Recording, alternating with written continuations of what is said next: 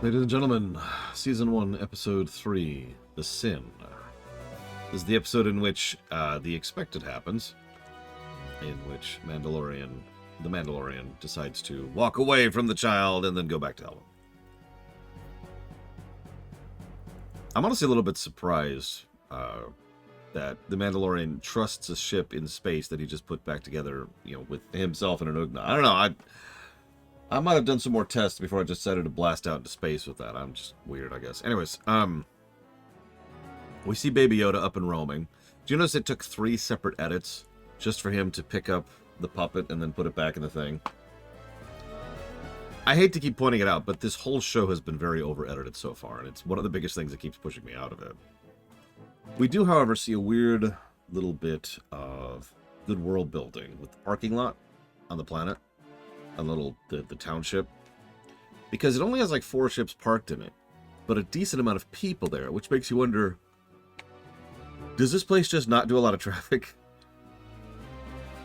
Because that would make sense, right? They don't have a proper actual parking lot. They don't have any kind of regulations or associated parking or anything. It's just find a plot and plop down, and that's it, right? No need for anything else. It's just a little bit of world building. Like I said, I know, it's the Outer Rim. I get it. So there's this wonderful little bit.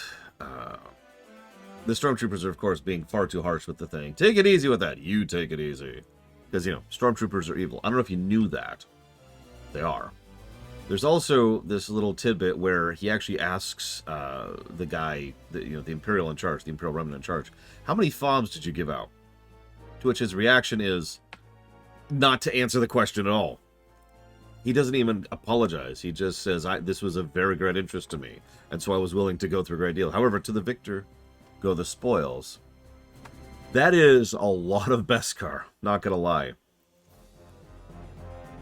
And I would also be willing to say, if anybody is ever willing to pay seemingly too much for relatively little, something's up somewhere.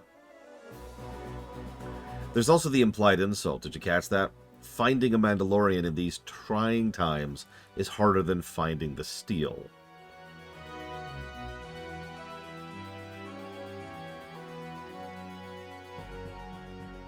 There's also a theme I've noticed a couple of times here. Services being more useful than material goods. So Mando takes the payment. Yeah, of course he does. This is a Western. And if you've seen any Western format, you know that what happens is the hero is like, I've got to sell out these people to the banker, or whatever, right? And then it cuts to, like him, whoever the hero is, it's always a guy, of course, hanging out with the people and learning about them and learning to care about them and trust them. And then he, of course, takes the payment and walks off. But then he feels bad about it, and he turns around and he comes and saves the day at the last minute. Yeah, of course he does. Of course he does. That's ignoring the fact the episode is literally named The Sin. I'm sorry, I know I'm sounding like I'm coming off across as harsh. I don't mean it that way at all. It's just, of course he's going to turn away at first. Like, I just picture, they build up this scene so much, like, as if Mandalorian's going to actually just take the payment or not take the payment and just to keep the child. Of course he's going to take the payment. Now, what's really funny is maybe him taking the payment might have been, like, I could see the show doing this in another direction, which actually would have worked even better for me, which they didn't do. Imagine if he was like, all right, thanks for the payment. Immediately beelines the covert, comes down and says, I need a full cuirass, and I need it quickly. That's it, just a quick and dirty thing. And then, of course, the reason why is so that he can be fully armored when he goes, and he just absolutely bodies the stormtroopers and then rescues the kid, right? But yeah, by the way, the video game parallels continue. I noticed that as well. You have unlocked a new arsenal item. Whistling birds. We'll get to that in a second. For some reason, they do a lot of repeat shots in this episode from the first episode. I know we're only on episode 3, but why? Like, there's a really... The tempo of this whole show is so strange. Because it doesn't know how to breathe when it should, and it takes too much time when it shouldn't. If I could jump forward a little bit, there's a scene later where he's debating if he's going to turn around and save the kid. And he reaches out to the one lever which has the ball that that Baby Yoda had spinned off. And that's a good scene. It is. But it's too short.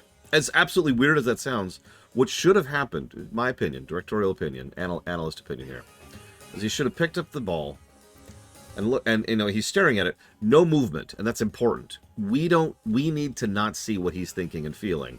We just need to know that he is thinking and feeling, and he's processing, and we have time to process what he's processing for a good, I'd say at least 11 seconds, which doesn't sound like a long time, but that's a long time to just stay on one static shot where nothing's happening in it. Instead, he pulls it up, and it stays on that shot for about 3 seconds, which is much shorter, and then he makes his decision. But still, it's a good shot. It's just, it makes me wonder why they didn't let that shot breathe a little bit more. Because it's such a good shot. It's strange. But no, we've got to spend another, 30 seconds doing the walk up to the armorsmith again. In some cases, literally the same shots as in the first episode. I'm so confused by this show. Anyways. So, to continue the not bad but not good dialogue, the big guy, who I'm going to call infantry, or heavy infantry, walks up, and he says, these were made in Imperial smelters. Yeah, we figured that out, since they were being given to us by Imperials, and have the Imperial logo stamped on them. We caught that, thanks. These were taken in the Great Purge. Yeah, we caught that too, since you mentioned that earlier. And the show has been very clear that was not a pleasant time. And that they're... okay. This is why we live like sand rats! Okay. God, dude. What are you doing? What are you doing? I know that someone might not know what the Imperial logo looks like, and that's fair. However... it's also worth noting that the episode has gone out of its way to showcase the Imperial logo several times in relation to the people who are worth the Stormtroopers. It's there in the show. So even if you've never watched Star Wars before, it's right there. I think he means in real life, Lord Rax. So it's like, you got this in payment for a job! Yeah, I know, thanks. And that's my point, it's like, this is such a confusing show to cover. Because it does several things very right, and then it does several things very wrong, but not even individual things, like individual scenes are just, huh? I wonder how much of a behind-the-scenes mess this was to make. Because I almost feel like there's two people yelling different things on the set, you know what I mean? If you've ever seen, I'll use a specific example, if you've ever seen the first Star Trek movie, motion picture, that's a good example of how you can identify two people telling the crew different things. Because there are several individual shots and scenes and moments and character beats in that movie that are actually really legit, but more importantly, follow through on a specific line. And then there's ones that follow through on another line. Now, it helps that we actually do know that during the creation of the motion picture, there really were multiple people yelling different things in different directions, and they hated each other, and there was constant infighting on the set, which was one of many reasons the production of that film sucked so hard. But the point is, even from an analytic point of view, you can kind of tell when something is going in one way versus going in another way, right? And yeah, the Heavy bringing all this out, in addition to being bad dialogue for us, is also bad dialogue for them. Why is he trying to stir the pot here? The armorsmith is clearly just like, uh-huh. It could be time constraint and budget. I mean, this was a gamble, remember, from their perspective. And yeah, I was just leaning in that direction, Blade 12. This feels like a first game.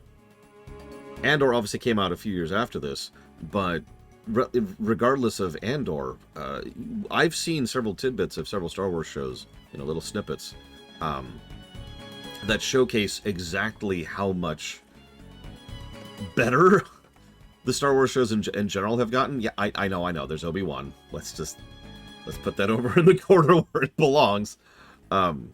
But even Acolyte, which does have some problematic things and some pretty terrible dialogue, still has some really, really good stuff. Some great cinematography, some great choreography. And you get my point, right? Like, it feels like they were still figuring out what the hell they were doing. Which makes sense, because they kind of were. I don't know 100%. I haven't done my full due diligence on this. But it feels like this was the first one that they got out there when it came to their new show initiative, you know, the Star Wars television initiative. Yeah, volume was very, very recent. In fact, I could, like, let me look something up here really quick, because I can pull that up easily. And yeah, also, as mentioned earlier, Filoni's first live-action direction job. One moment, please. Here it is. No, I was right. The very thing, yep, I was right. This is the first thing they used volume on. Stagecraft is what they formally call it.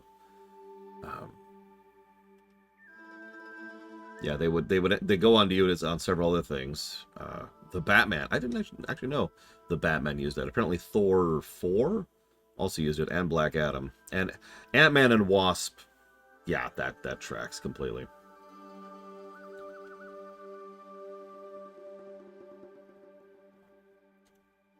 Sorry, I'm looking at the list here of what they've used volume on. They have also pulled in a lot of directors. That is also true. I don't know. I can only speculate in a vacuum. But like I said, it feels like this is a first game. It feels like they're still trying to figure out the kinks and figure out what they're doing and figure out how they're doing it. Yeah, no, the cinematography is fine except for the over-editing. Presentation is mostly good. The set design is great. The prop design is great. They do some good shots, you know? Anyway, sorry, I'm getting ahead of myself. So this is the way. I don't know if it counts as a spoiler that this is the way is something I can't get away from, perhaps ironically. But I will admit, even I had absolutely no idea how much they would use that phrase. This is one episode. This is just one episode. And they say that phrase so much. In total contrast, though, in the same scene that has bad dialogue, which is the bad exposition from Heavy, we immediately cut to good dialogue. The armor smith mentions, you know, what was your enemy? It was a mudhorn. Okay, that will be your signet. Boom. That's solid. The specific kill, that's world building, right? That's culture building. The specific kill that led to you getting this particular bounty will then become your official signet. But then he declines it. It was not a valid kill. I was assisted in my enemy, who did not know I was his enemy. So you decline a signet, so we'll do something else instead. Whistling birds. Little, you got the thing in the background. But that's good. It's weird, but it's good. I like it. Because it was hazardous. I'm sorry, I don't have anything else to add to that. I didn't know that was my enemy. My goodness. Yeah, why do the whistling birds require Beskar? Actually, that's a really good question. I think I'm wrong, but what would make more sense to me is that the whistling bird launcher would actually work better if that's the thing that requires Beskar. But based on how they showed it, no, it's specifically the missiles that require the Beskar, which again, it's kind of a weird choice. I don't know. I don't know. I'm still speculating in the back. I'm only on episode 3 here.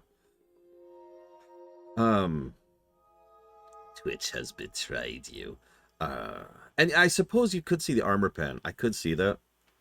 But that makes using a Beskar armor penetrating shot on stormtroopers even weirder of a decision. Like, I'm pretty sure that doesn't even technically qualify as armor, what they've got going on there. I don't know. Again, I have too little to speculate on here, because we only see them twice. Once when they make him, once when they shoot them, so... Yeah, this is plastic armor. Anyways, so Mando comes out. Nice, shiny new chunk of armor. I will admit, looks legit. I will 100% give you that. It even looks like actual metal armor, as opposed to how a lot of armor in this setting looks, because a lot of armor looks plastic in this setting, even if it is real armor. So, okay, I'm with that. I'm with that.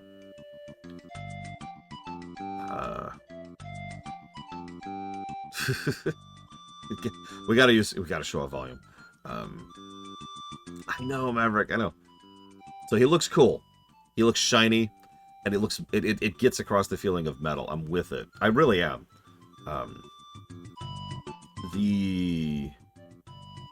he goes back, he finds out that every single other bounty hunter had the same job.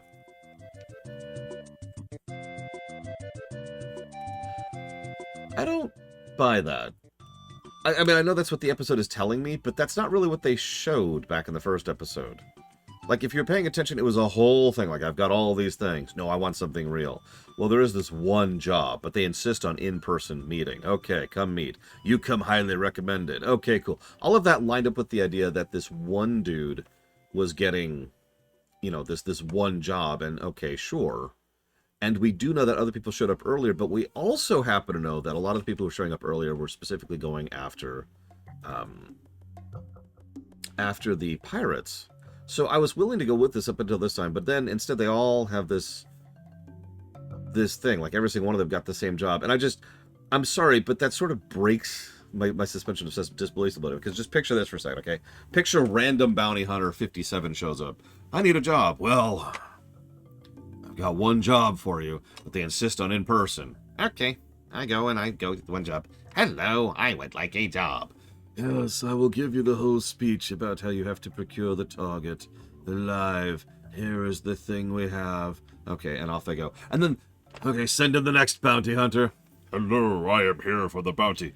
Yes, I will give you the ID code. I would prefer it alive, but I will accept it dead. All right, bring in the next bounty. Like, I picture a line of bounty hunters, because this is like 40 guys throughout the course of this episode. Yeah, no wonder Herzog's throat is so freaking dry, right? It just sort of breaks the continuity a little bit.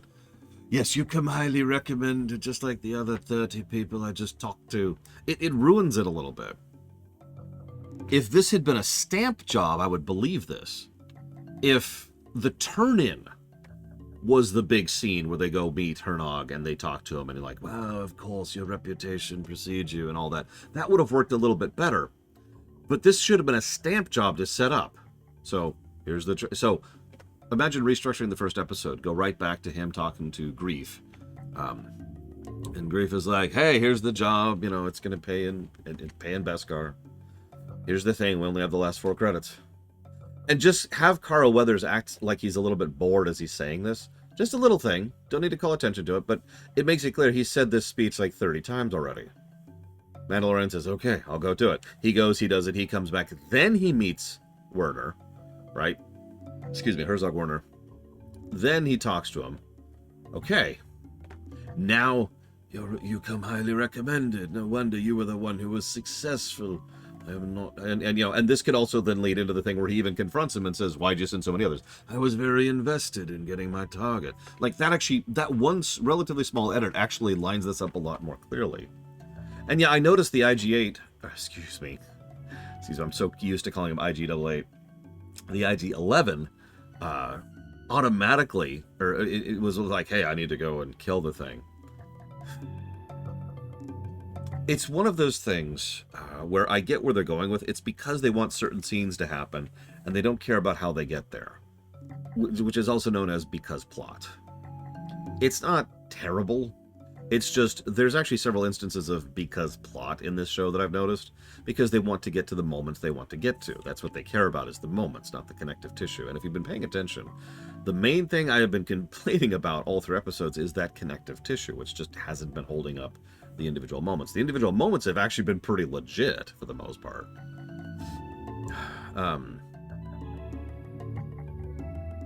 Yeah, it's good if your brain isn't really paying attention, which it sounds like an insult, but I do not mean it as one.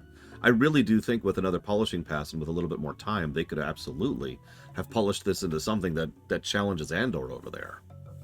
And it's possible they just didn't have that possibility. They were trying to push the whole Disney Plus thing. They really wanted the streaming numbers coming in because they wanted to tackle Netflix. You remember that? Remember how Disney executives were saying, we want to be the next Netflix, and they were actually thinking about knocking over Netflix? Yeah, right.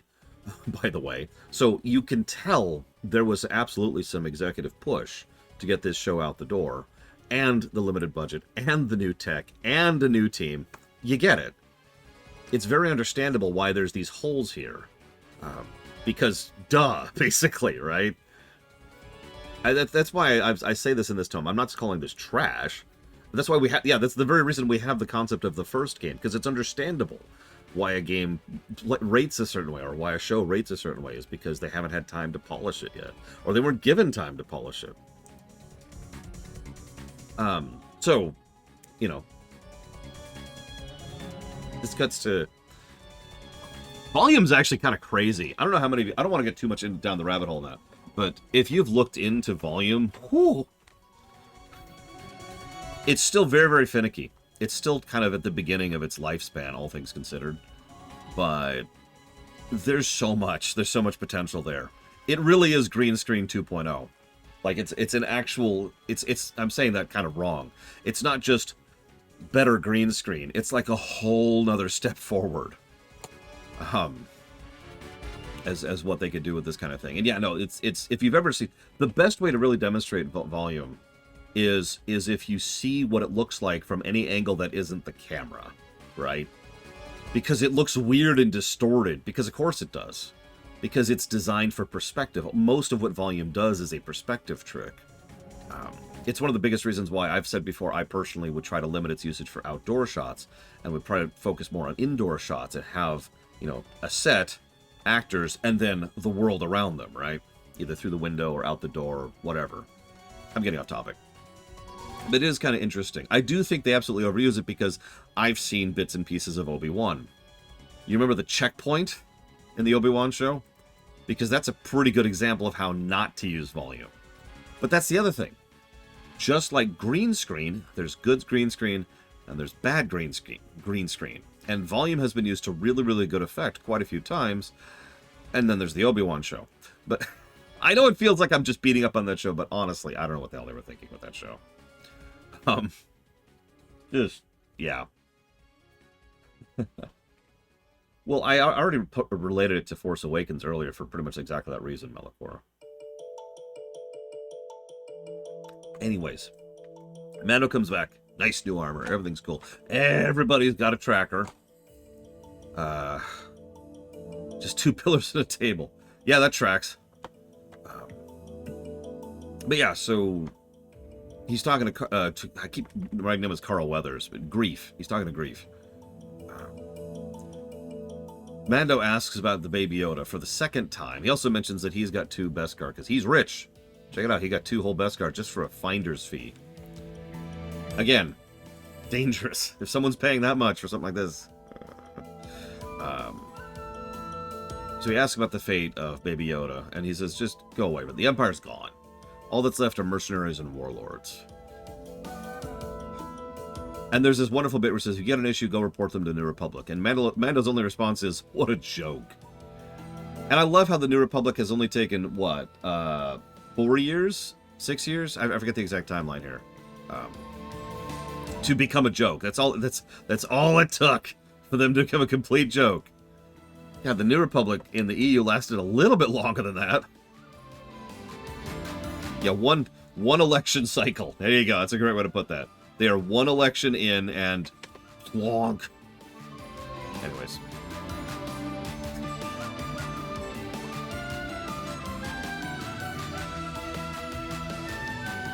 I do like how Grief recognizes this is bothering him.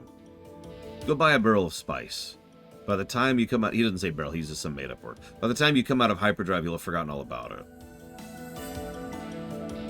This then cuts to the cockpit scene.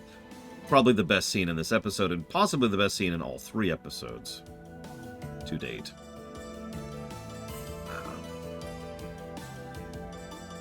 As I kind of already talked about this scene. It's a good shot. He needed a little bit more breathing time, a little bit more polishing, which sounds like a lot of my complaints about this show. But it's still a good shot, and you can see him processing as he's just staring at it. And then he goes ahead and turns around. This is also the perfect time for the protagonist to suddenly become competent again. Right? Like, that's the pattern. I can see his expression right there, Hazardous, can't you? Couldn't you see his expression? It probably helps that I've seen Pedro Pascal, and I actually am a huge fan of his as an actor. But all joking aside, like, I'm not imagining what his face looks like under there, because I don't need to. You can see his expression on that expressionless helmet. So yeah, he goes back, Time to him be back. Time to him to be competent again. Time to him to rank it back up. We've had the initial competence. We've had the humiliation. Now he's got to have the rejoinder. So pulls off the head of the droid and then just casually walks away. Naturally, the stormtroopers come out to see what's going on and who's attacking them, but he's already over there. He's already left. Naturally, while they're going out front, he then blows a hole in the back, which makes them draw attention to that, and then he starts moving through this. I don't want to do a play-by-play. It's just some pretty solid storyboarding is specifically what this whole fight is. There's some really good stuff. Also, the music is noticeably better directed. It does the same trick I already mentioned over in Arcane and Andor, where it stays quiet for the most part, and there's like a repeating beat, almost a drum beat in the background of the percussion. And then when he goes and kills a stormtrooper, it adds this extra layer on top, which goes away as soon as he finishes killing the stormtrooper. It just kind of goes back to being this quiet beat in the background. A lot of quiet, contained shots, but it works very, very well. And I love the bit that he's just Batmaning his way through here. There's even a bit where, you know, the guy's like, "Oh, please don't hurt me." He even says, "Please don't hurt him. He's just a child," which probably caught Mando's attention immediately. And so after interrogating the guy cowers for a second, looks up, and he's gone. No, really, he's just straight up channeling Batman at this point. And it's worth noting, it's why that guy's still alive. He's been cautious this entire time. These specific methods, he hasn't been walking in and bulldozing his way through here like, you know, a Jedi would. He is still mid-tier, don't forget. But he is still, as he's coming on his way out, he's lost the use of one of his arms, because he's holding the Baby Yoda, and he is now carrying a weak point. One of my favorite edits the wrong word, one of my favorite directions, choreography, that happens consistently, is as he's on his way out, he keeps whirling to make sure that the part of him that is being shot at by the stormtroopers is not the part currently carrying the baby. And he's got this new shiny armor, which helps him deflect a lot of those things. So, okay, I'm with this. And this is when he shows off the whistling bird. The funny thing is, on the one hand, you could say, well, he had to show off the whistling bird. He got a new tool. He needs to show it off. That's what Chekhov's gun is, to several ways. I still don't think this is the right time to do that, if I'm being 100% honest. But it was a good showcasing of the damn thing. And they probably felt like they couldn't hold on to it for multiple episodes. And I want to talk about that very, very, very briefly. It shows how little faith they had in this show. No, really. I know that sounds like a strange thing, but it's true. Remember, this show was coming out episode by episode of that, which was actually considered unusual and risky when they were doing it, because the pattern for, God, like, almost 12 years prior to this had been chakunk, right? Just dump a whole season at once on Netflix or whatever. Them actually doing a weekly release was a little bit unusual, and it's also become the norm, if you notice that people have started doing this more often. I don't want to go too far down the rabbit hole of the difference between the chunk release versus the weekly release. There's actually good arguments for both, and it depends on what you're doing, right? It depends on the structure and style of your show. But you can feel how they were just kind of hesitant about, well, hang on. If we do that, are they going to remember it next week? Are they going to be willing to wait for the payoff of the whistling bird and the super missile? Maybe we should go ahead and show it off in this episode. And I could just feel in the writer's room, someone in there, someone around the room saying, against some stormtroopers? And then I'd be like, well, who else do we have to use it against? We got to use it against somebody. Okay. All right, let's go ahead and do that. Let's go ahead and push for the thing. Okay, let's have a scene where he's completely surrounded. Okay, so he's completely surrounded on all sides. So then we'll do it. And I could just feel the people workshopping that around the room, right? Because, yeah, as Rex points out, too, there's another layer to this. This is in the wake of The Last Jedi. Now, let's be clear. The Last Jedi sold well. Of course it did. It's a Star Wars film. Name a Star Wars film that hasn't sold well. But there was a hell of a noise factor around The Last Jedi. Solo. No, Solo did sell well. That's the mistake everyone makes. As I myself pointed out when I was doing my rumination on Solo. Solo sold quite well. The problem was Solo was way over budget.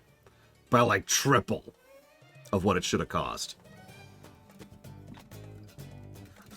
Like holy crap. Poor film. It's not even a bad film. I recommend you watch it if you haven't it.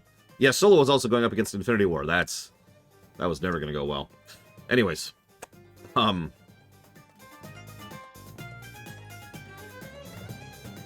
could see why they were cautious. I could see why they're hesitant.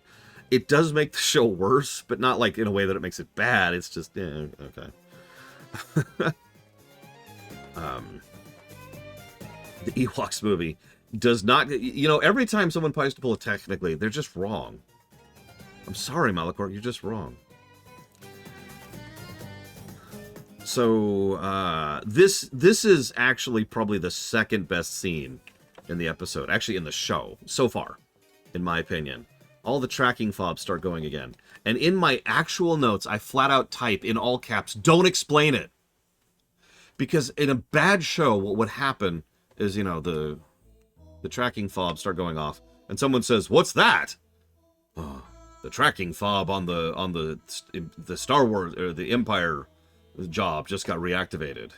And then someone's like, "Does that mean the hit's out on the Mando now?"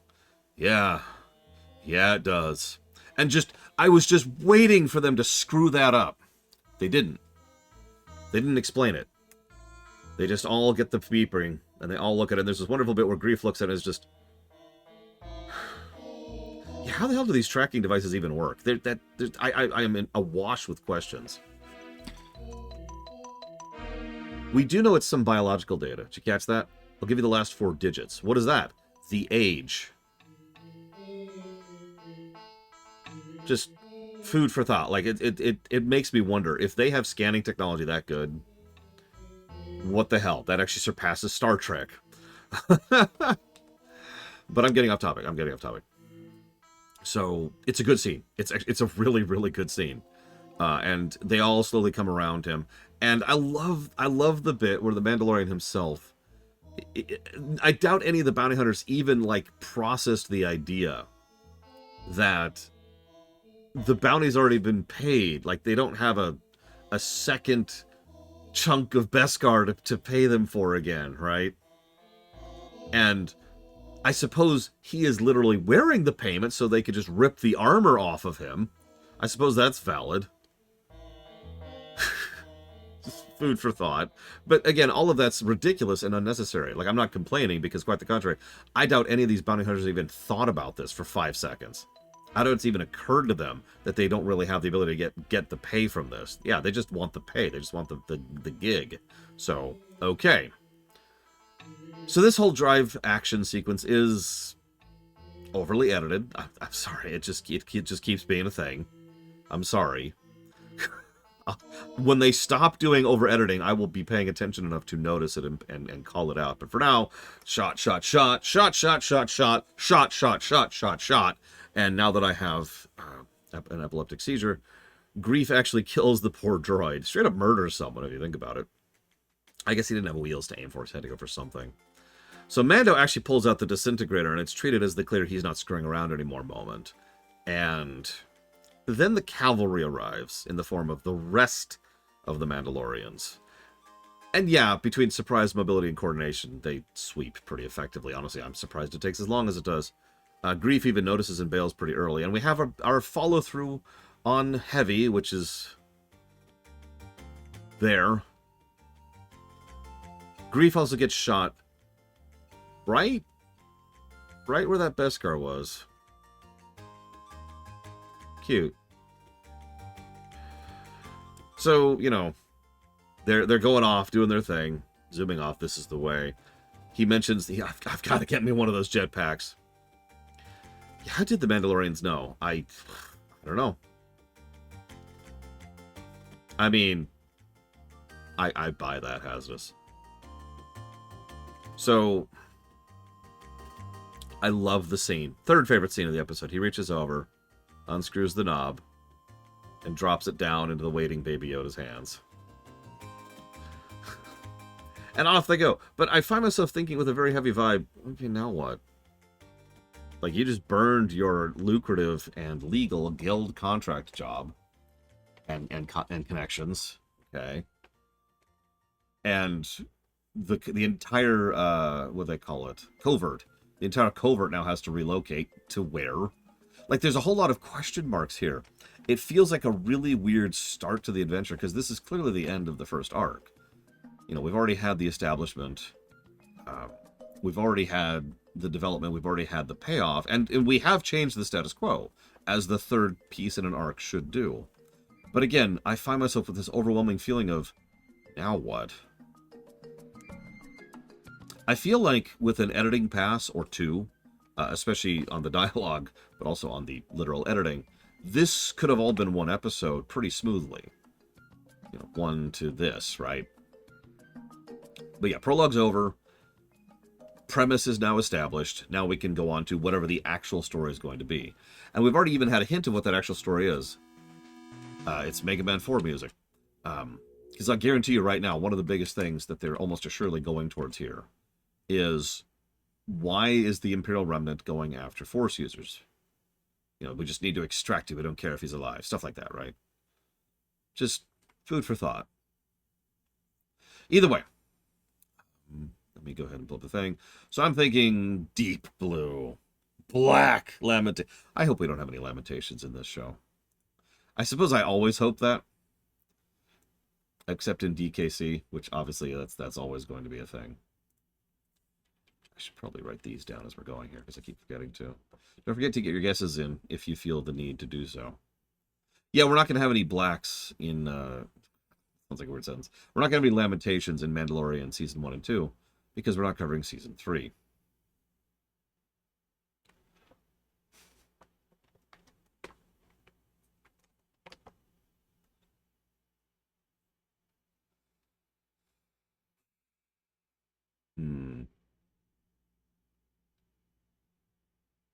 I don't think this is red territory.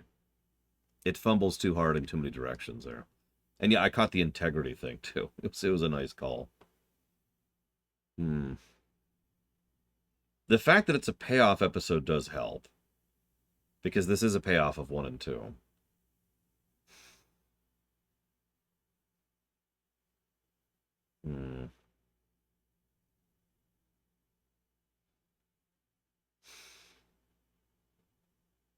I think I'll agree with the crowd here. I think we'll go ahead and bump that up to an orange. There's enough individual good scenes that help buoy it in several ways. And there's some good stuff, even though there's also some bad stuff, which, yeah, that's what orange sounds like in a nutshell. I think we'll boost that up. Orange it is.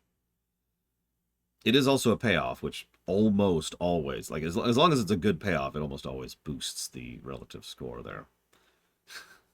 The cockpit scene. Which one? They're both good. And yeah, I have to admit, I don't know. I'm still trying to find a vibe here. It's not even lunchtime yet. I'm gonna go reheat some lunch, eat that, and then I'm gonna go ahead and push into the next episode. Let's see. Next episode is Season 1, episode episode 4, Sanctuary, and it is, looks like about, it's directed by Bryce Dallas Howard. That's funny. It's about 36 minutes long. That's I have some thoughts about the length of these episodes, which I think I'll hold on to for now. But for now, I'm going to go grab some lunch. I'll see you in about 40.